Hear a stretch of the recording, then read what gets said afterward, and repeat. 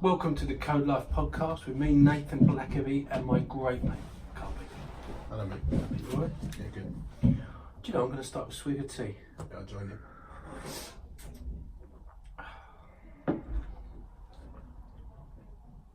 You really sugar and everything.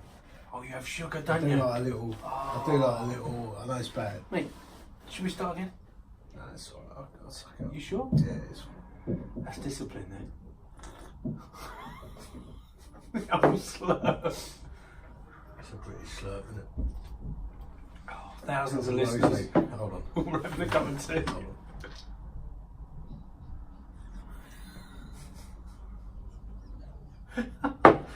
It's quite an even slurp you got there. Yeah. Mine's a bit shorter. Listen.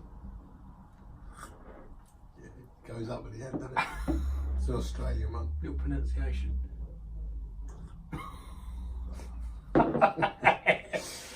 Quality recording gold. This is. Yes, Mate, I've been reading this book. Oh, and if you're joining us on the video, don't forget, if you're joining us on podcast, you can also be joining us on the video. I think it's more of a personal experience. yeah. What do you think? Yeah, I act like it's not there. I don't look at it. Because, it's that sense of you're looking in on something, like, Looking in. rather than I'm engaging with you. Yeah. What's better? I think it's that whole A window in type. window in. That's it, mate, yeah. Anyway, I've got a lot of content here. I've been reading this book by Paul Kenyon, Dictatorland. Yeah. Very interesting. The Men Who Stole Africa. Yeah, right. Mate, I've been at times quite upset reading this. History is in parts quite brutal. How the West and other countries have taken hold of large parts of Africa for their own wealth, Yeah. and gain. Yeah. It's quite a difficult read actually in places. But I wanted to read to you about a guy called Matubu. But before I do that, I wanted to ask a question. Yeah. What do you think transforms the heart of a bloke from freedom fighter or a bloke with decent standards, morals, a vision, a strategy, a plan, a heart, to a tyrant, a dictator, an animal?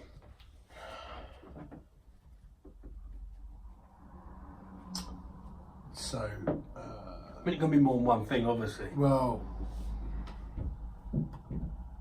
I think from what I've read,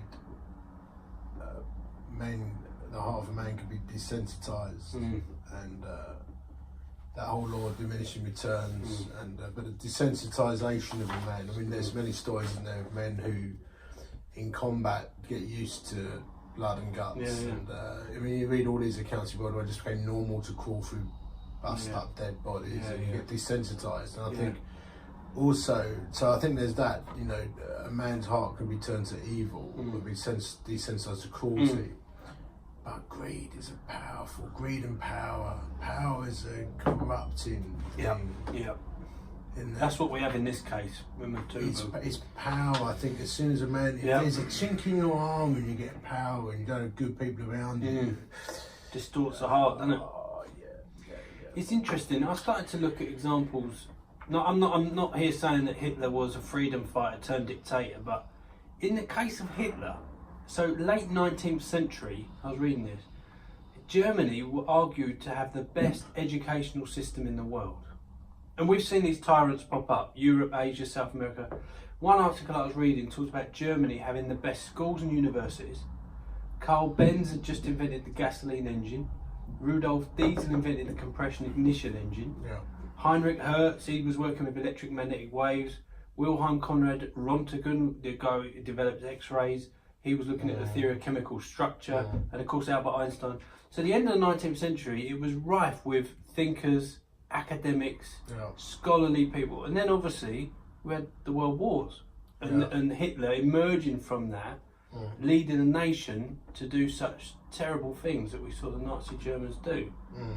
And I think this article was saying that a lot of factors came into place. Depression, bad policies, bad political structure, economical downturn, a lot of these factors put a death grip on their heart and on their vision, on their strategy, on their minds, and they turn to extreme hate. Yeah. And Hitler obviously was leading that movement. So I was looking at this book thinking, what an interesting read to see what are some of the factors that turn the heart of men from freedom fighters, and particularly in Africa and all these countries in Africa, to be dictators and tyrants in their own countries. So let me read you a bit of this. This is coming from the book Dictatorland. I'm going to read this to you. At his hilltop palace overlooking Kinshasa, President Mobutu Sese Seko was preparing for a very satisfying night in. The events promoter, Don King, had been trawling the world for any government or company willing to stump up the 10 million prize money and host the event. And he hadn't been choosy about their credentials. In Matubu, he had found a headline grabber who was bound to attract a curious TV audience worldwide, a maverick African chief who was rumoured to torture his opponents and who dressed more wildly than James Brown himself. But Mobutu would watch the event he was paying for from the comfort of his own sofa. He didn't want to be upstaged by Muhammad Ali. And anyway, there was something nonchalantly powerful about staying away from his own party, not to mention avoiding some lunatic rebel who might be armed with a grievance and a gun. It wasn't worth the risk. He had already milked several photo opportunities. The PR job was done, and the international chorus of endorsement had been so loud, so emphatic, that the sport rights groups were mere mosquitoes in Kinshasa's humid night air. Their whine drowned out by 70,000 cheering fans. So this is a moment, as we'll know, Ali and Foreman rumble in the jungle. Do you remember? I mean, obviously before classic fight, but a classic fight Watched where it. Ali fought. You didn't. No, not through like on YouTube or something. I was going to say you were you were 3 then. What year was it? 74. Nearly 3. So Kinshasa, I mean, this is the place, the Congo. You weren't born, mate. No, mate, 79. But Mobutu, he renamed it to be Zaire, and it was the Rumble in the Jungle. Muhammad Ali, George Foreman. Foreman was undefeated heavyweight champion. I've written some of this down. Ali was the challenger. Because Ali had been stripped of his title for 3 years for not... Vietnam draft. Yeah. So actually in this fight, this is where he coined the rope-a-dope. Right, because he was pretending to be like banning and on the ropes, and he was tiring Foreman by absorbing his shots, letting him roll. Awesome fight. Rumble in the jungle. What do you think of the whole rope-a-dope thing? As a technique? Yeah, and pretending you're tired and slamming someone. Well, I think it works. I think you see it in UFC all the time. Fair in love and more. Yeah, you see it in UFC all the time.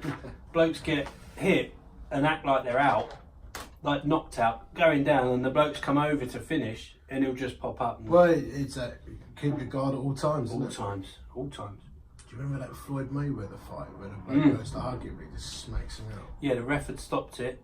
Well, But he kept the fight. Yeah. Floyd hit him once, and then hit him again. Yeah, he went to hug him, didn't he? Yeah. But he said fight on, so he just knocked him out. Yeah. It's controversial. Well, controversial, it is dishonourable, but actually it was all fair. Well, it was. And that's boxing. But that was a big fight. And Foreman recalls hitting Ali in round 7. So this went to round 8, Rumble in the Jungle. He hit him so hard on the jaw, and most blokes who got hit by Foreman out cold. And Ali took it. And Foreman says, Ali in the clinch whispered to him, "Is that what you've got?" How cool's that? Gave him his best shot on the chin. Is that what you've got? I like it when someone gets smacked in the head and then they just look at them and smile. Yeah. What? My dad said that to me once. He was arrested in an armed robbery, in the process of doing an armed robbery, and whacked him over the head, or just punched him or something, or hit him with a truncheon. Yeah. The bloke just looked at him and went, he's like, help. It did the same thing to Foreman. Like a truncheon. Yeah. The bloke just stood there smiling with blood dripping out of his ears. He's like, here we got. Scary, isn't it? Yeah, very. Well, it rocked Foreman, because he said that rocked me. When he said that, I was like, I've just hit this bloke my best shot.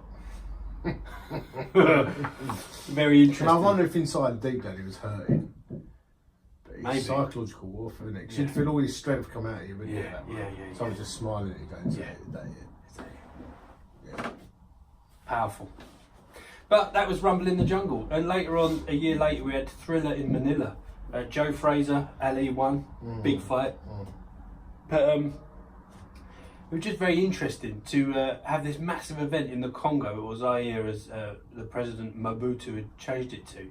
Let me give you a little bit of background. So let me take you before the Rumble in the Jungle and so the upbringing of the president Mobutu. Yeah.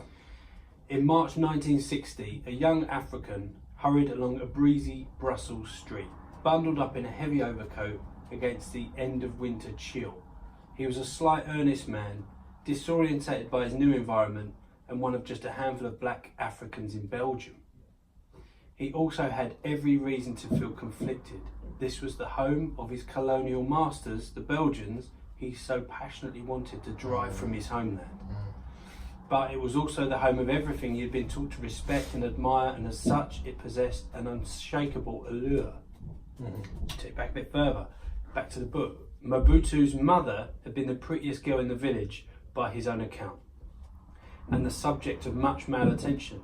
After giving birth to 2 children from her first relationship, she was passed on to a local chief and became pregnant with twins. The children died at birth, and Mobutu's mother was convinced she was being persecuted by witch doctors hired by another of the chief's wives.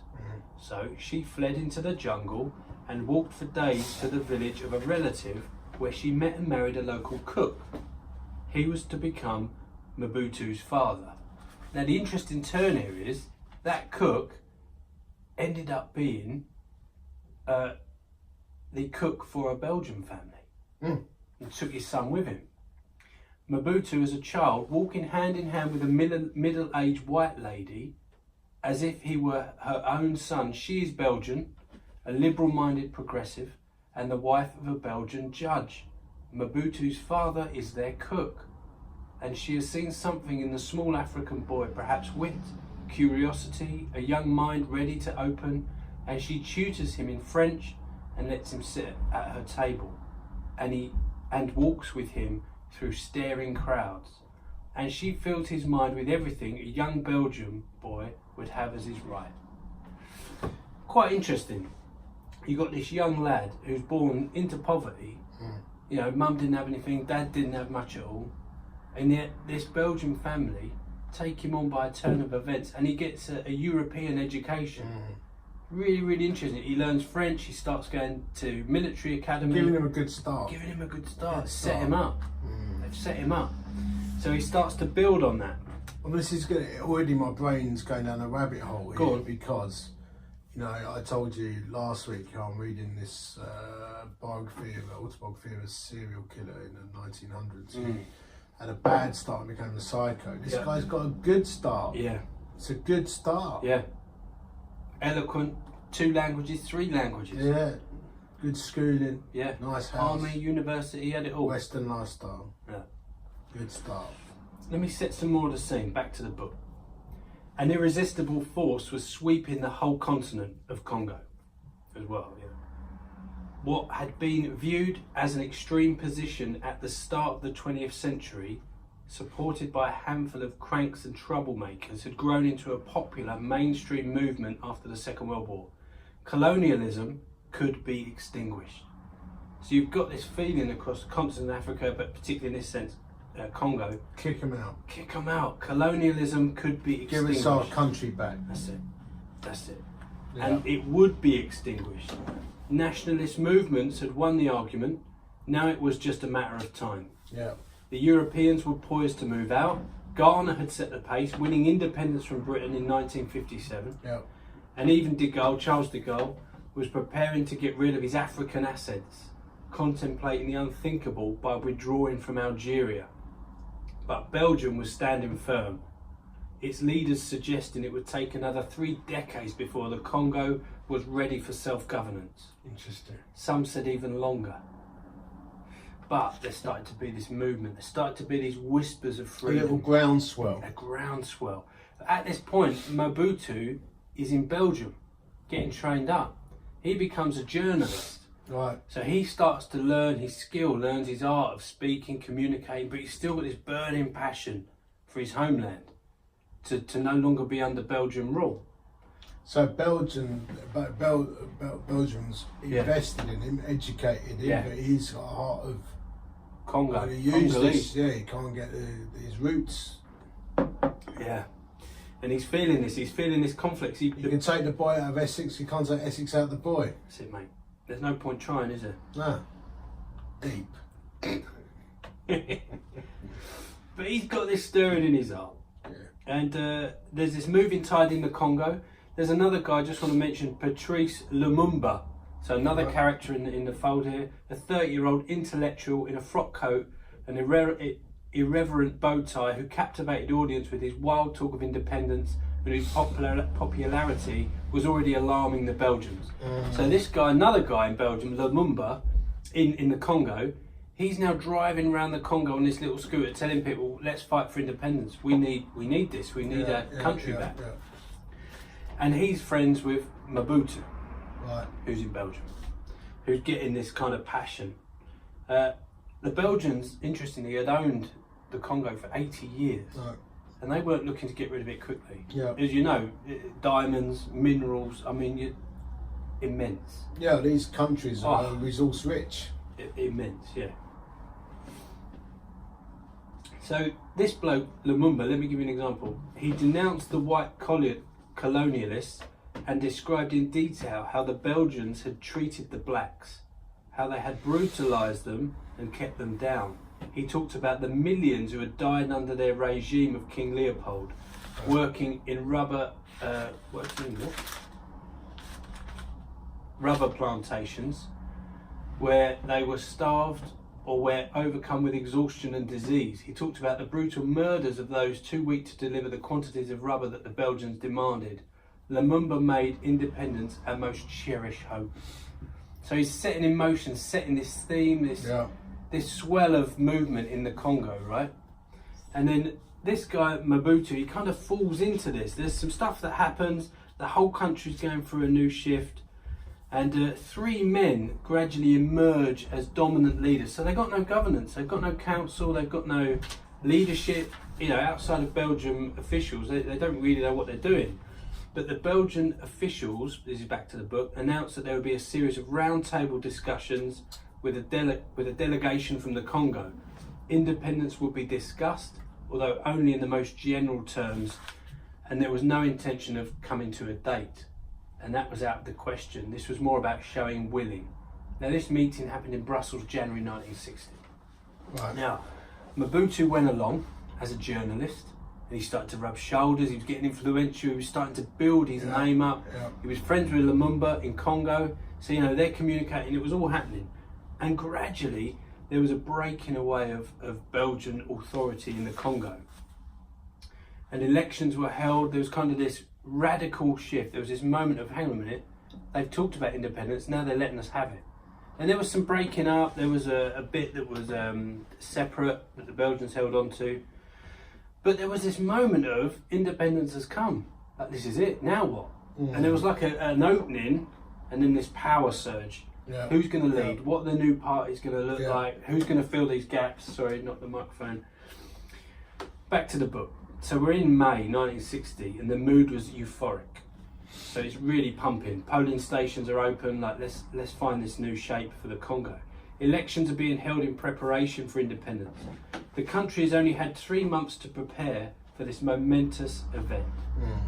There's no one with any experience of government. There are no structures in place, no history of political dialogue. I mean, it's all brand new. After years of pushing for self-rule, change is thundering down the track too quickly. Mobutu is supporting Lumumba, his friend, and this new movement, the MNC, Movement National Congolese. Unlike the dozen or so new parties that have been hurriedly thrown together, the MNC has been at the heart of the protest for the past 18 months. And it isn't based on a single ethnic group. Instead, MSC wants to end the regional separatism, and he's calling for a tribal communities to put aside their differences and help create a strong unified Congo. So you've got this movement, and these three guys kind of emerge. There's the president, there's the prime minister, and then there was another dude, and Mobutu. So these kind of three key guys, and Mobutu was always in the background, and his friend Lumumba was the prime minister. So you've got these three dudes in power. But interestingly, what happens is Mobutu gets the power of the army. So they say to him, look, communicate with the army. You be, what's the word I had for him? The chief of staff? Yeah, chief of staff. So they create this role for him and say, you're going to oversee the military. So he starts driving around because there's uprising.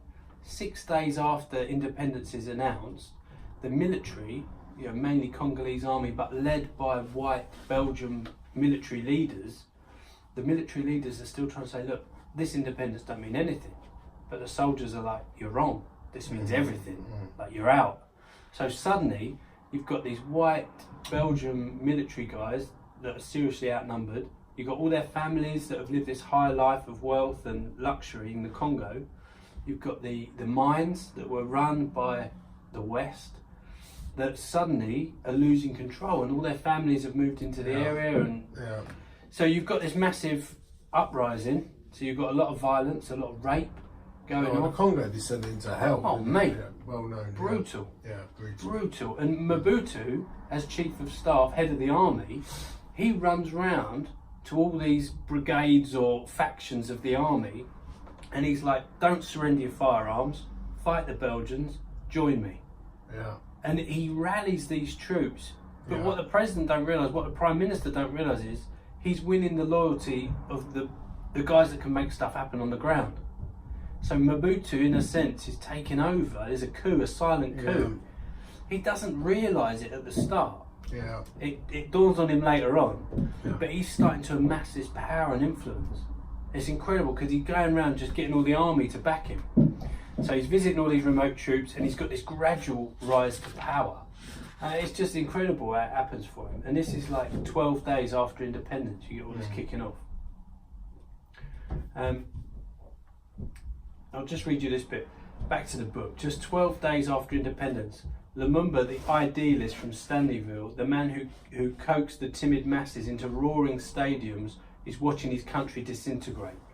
Belgian troops are occupying his cities, and Belgian businessmen are looting his precious natural resources. In desperation, he decides on one final throw of the dice. It is a decision that will come to define the rest of his short life.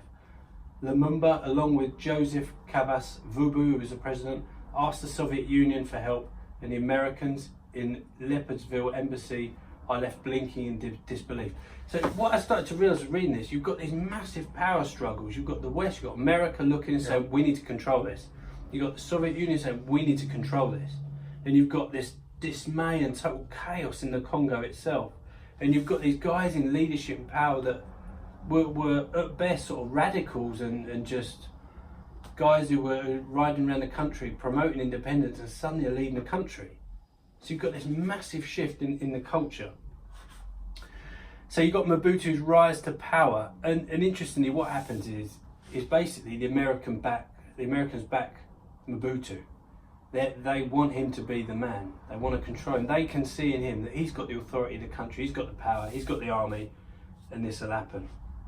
And basically what happens is President Kazaf Vubu, he's left in power but with no authority.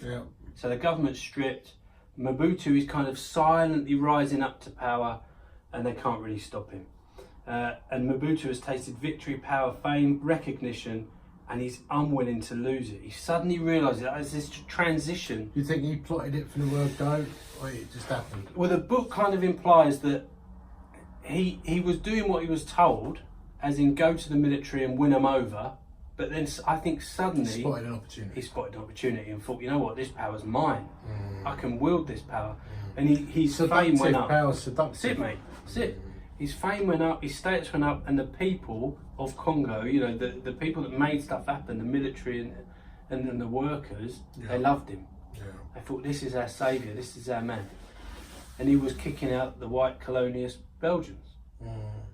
So you got this sort of battle going on where these superpowers are wrestling to control Congo. For the superpowers, just back to the book, Congo represented the most glittering of Africa's jewels. Not only did it possess near unparalleled mineral wealth, it shared borders with 9 other African nations. Plant your stake in its turf, and there was the possibility of spreading out across the whole region. The Congo was a strategic prize without equal. For Russia, it would be the first foothold in African soil, a prospect that was scaring the living daylights out of the cold warriors in Washington. So you've got this like geographical war going on.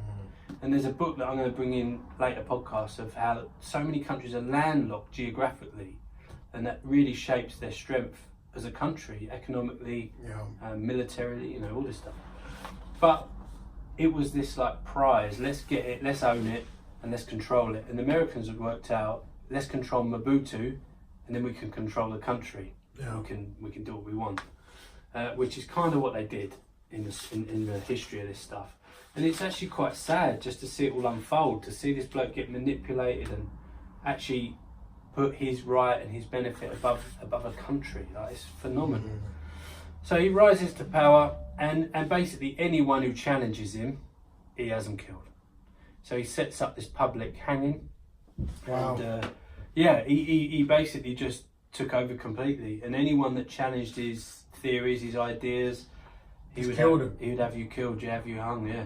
And he even tasked his military, the Congolese army, to subversively infiltrate these groups. So he caught 4 of his own politicians by scheming against himself, but he planted the guys there to tease it out of them. Wow. So this guy was an animal, and he was friends with Mao in China and also Ceausescu in Romania at the time. And he was massively sort of indoctrinated. So he had sort of Marxist ideas. Yeah. And he was coming up with this Mobutuism, like he called it his ideology. It was what he wanted to do. And Zaire was renamed, the Congo was renamed to Zaire. And the name Zaire means the river that swallows all rivers. Like he had in his head, we are the supreme country, like we will just dominate and take over. I think he had a God complex in reading this book. Right. I think he was massively, and I want to explore this in a minute. I just want to set the scene and then look at the life of Saul, just quickly in the Bible. But God complex, it was all in his image. It was this, coming from actually a deep sense of insecurity. And you see that in the book and some of his memoirs, like he had this real deep sense of insecurity. But he'd siphoned millions from the national budget. In 1970, they reckon it was about 60 million that he'd squandered, $60 million. Right. In today's currency, that's $250 million. Yeah. That he'd squandered out. Lifestyle, his HQ, his extras, you know, his whole lavish life. It's all about him. All about him. Mate, food programs, humanitarian aid, anything that was given, because there's loads of malnutrition at the time in the Congo. It's a psychopath, isn't it? He siphoned it off. No moral social conscience. No. It's all about him. It was all about him, and he had like this leopard skin hat. I don't know if you remember seeing it. He had a leopard skin hat and would wear leopard skin jackets. He had 20 grand homes in Europe, like millionaire mansions. And in the end, shameful. It is, mate. It really is. And in the end, right, Mobutu, you couldn't make it up. Ceausescu gets rumbled, didn't he, in Romania? Yeah. They turn him and his missus over and take him to the firing squad. Similar, again, a brutal dictator. He's friends with Ceausescu, and he realises that, he says, hang on a minute, that could happen to me. Yeah. If I lose the love of the people. And he starts to lose the love of the people. And within a few months, he's exiled. He goes to Morocco. He spends 4 months in Morocco on the run, in exile, and he dies. Wow. And it's like, he rose to power as this freedom fighter, educated in Belgium, like he had a great opportunity.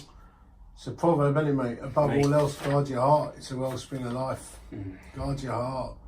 And you've got that little chink about power there. Yeah. Take you to hell.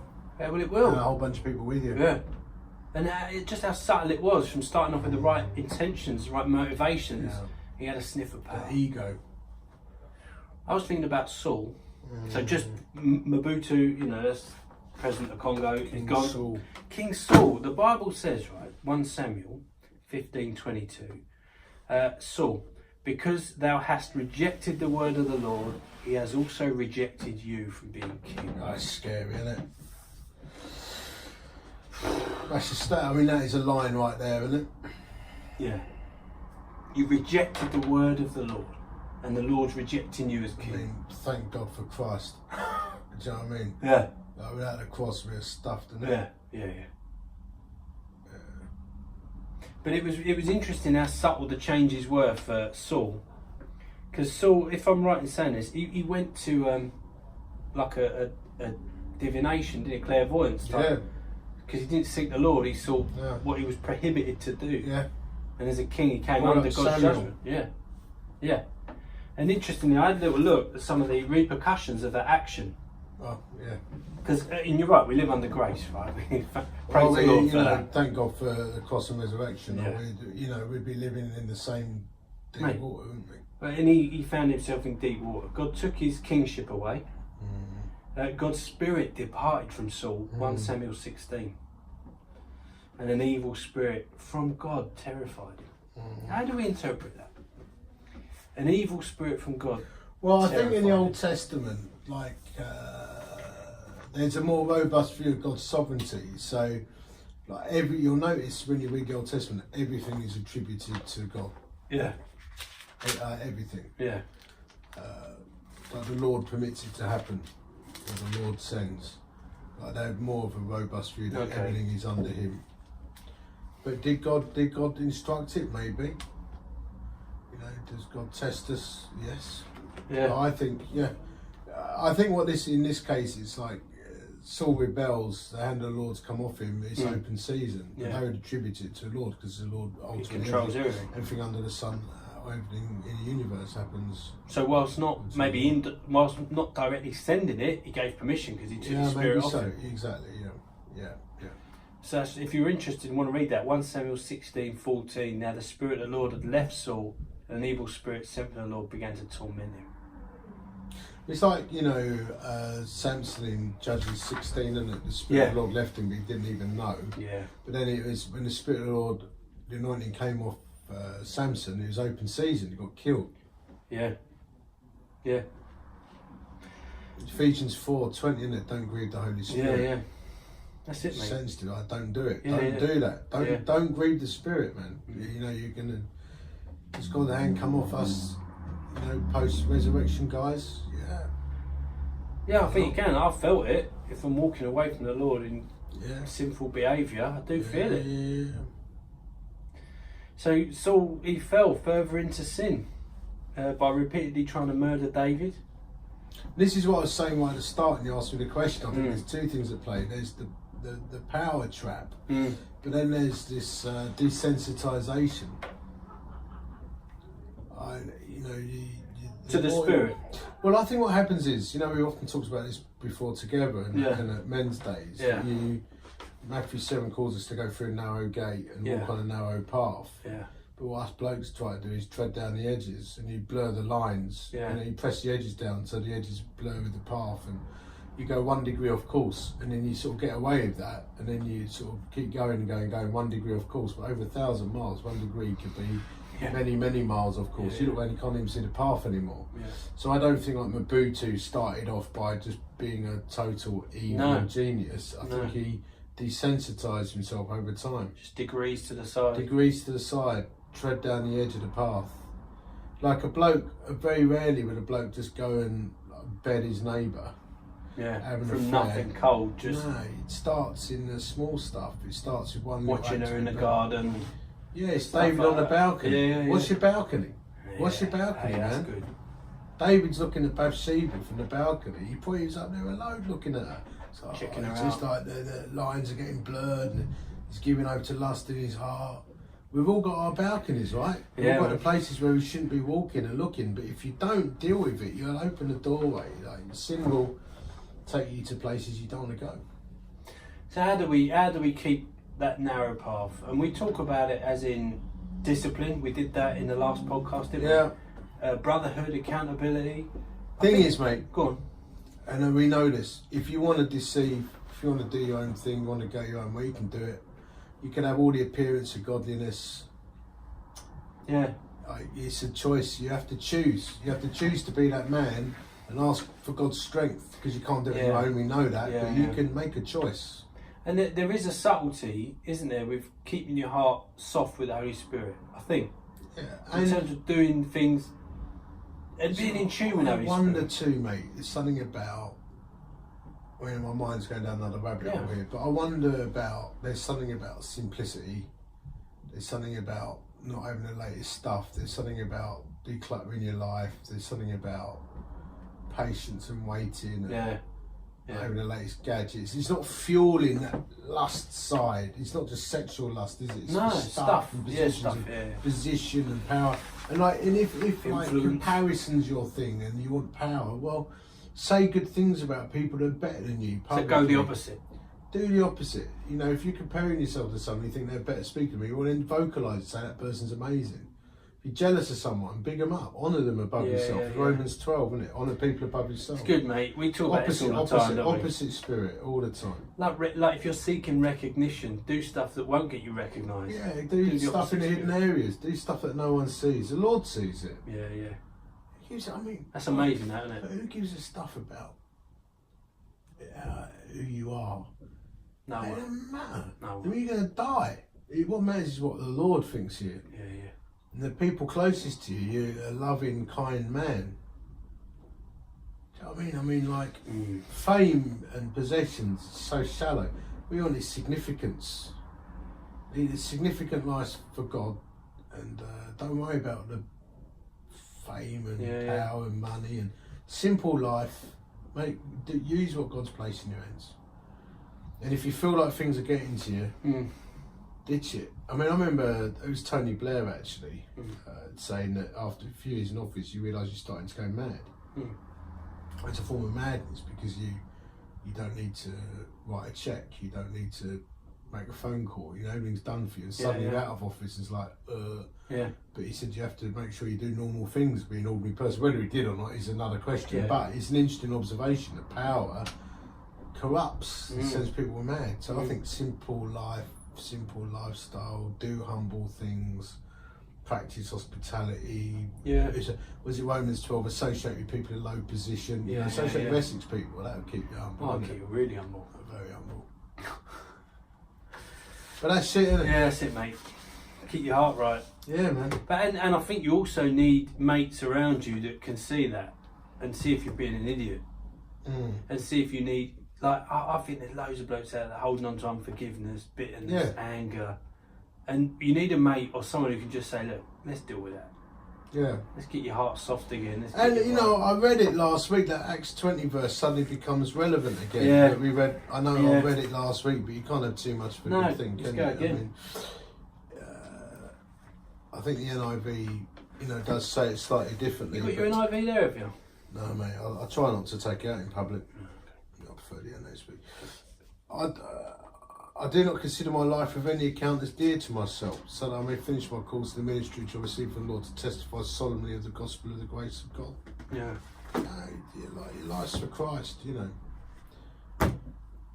There's a deep echo as I chuck my phone on top of the Bible there. But I do think there's something I feel God speaking to me about. Simplicity. Yeah. Yeah, and you know, doing humble things practically, and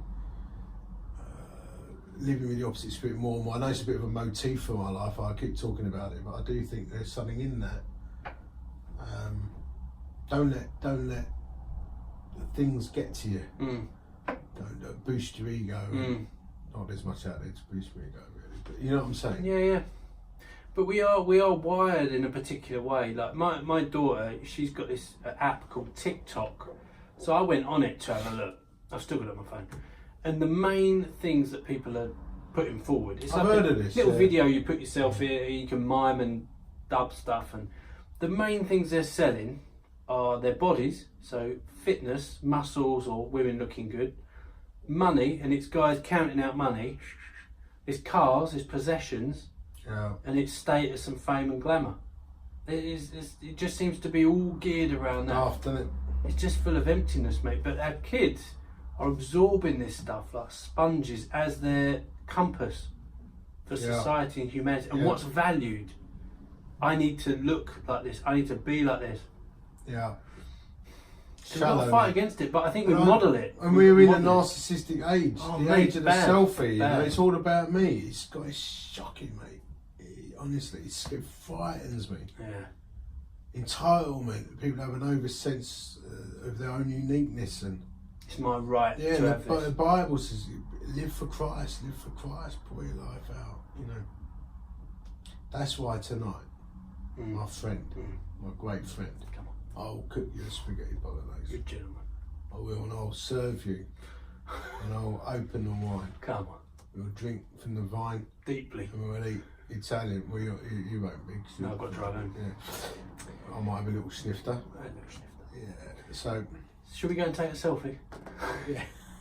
I'll post it on Twitter early for the purposes of PR. But there is, guard your heart. It's a wellspring life. Probably one of the most important character verses in the Bible. Yeah. And Proverbs. You don't need to be in a drought with this stuff either. I just want to say that we've got a ton of the manuals that we produce are specifically for this, aren't they?